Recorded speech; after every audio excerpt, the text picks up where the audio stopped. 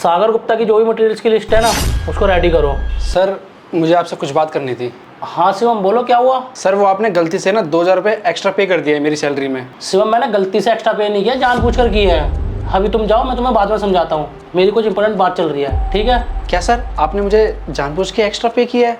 पर सर मैंने तो 2-3 दिन छुट्टी भी की थी, पर आपने उसके भी पैसे नहीं काटे। अरे शिवम मैंने तुम्हें बोला है ना कि मुझसे कोई गलती नहीं हुई है, मैंने जानबूझकर ही भेजा है। अभी तुम जाओ, मैं कुछ ज़रूरी बात कर रहा हूँ। Okay thank you sir.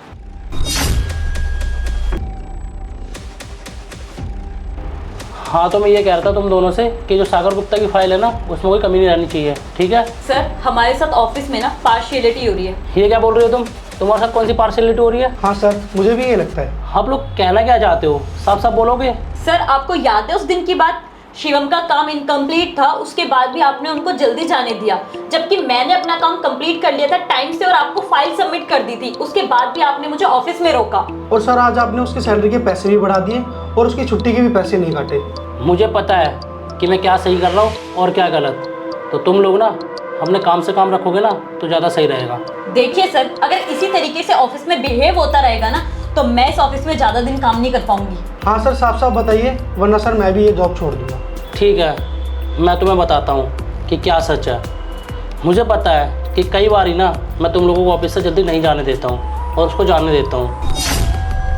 और रही बात सैलरी की, तो हाँ इससे मैंने जानबूझकर इस महीने सैलरी ज़्यादा दी है। इसका रीज़न ये है कि कुछ दिन पहले ना जब मैं ऑफिस से घर जा रहा था ना, तो मैंने देखा शिवम जब हर रोज़ ऑफिस से जाता है ना, तो वो यहाँ से निकल के रोज़ाना 10 से 15 बच्चों को ना मुफ्त में खाना खिलाता है। तो मैंने उसे देखा तो मैं थोड़ा हैरान ज़रूर हुआ था।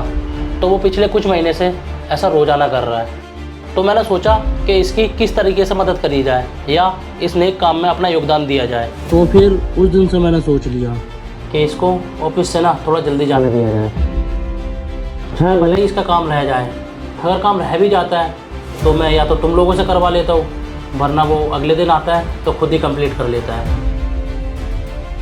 इससे क्या है ना, जो बेचारे भूखे बच्चे शिवम के इंतजार में बैठे होते हैं ना, उनको ज़्यादा इंतज़ार नहीं करना पड़ता। और तुम दोनों को तो पता ही है कि शिवम की सैलरी क्या है, और उतने पैसों में अपना घर चलाना, अपने माँ बाप की देखभाल करना और बचे कुचे पैसों से उन गरीब बच्चों का पेट भरना, हर काम तो संभव नहीं हो सकता ना।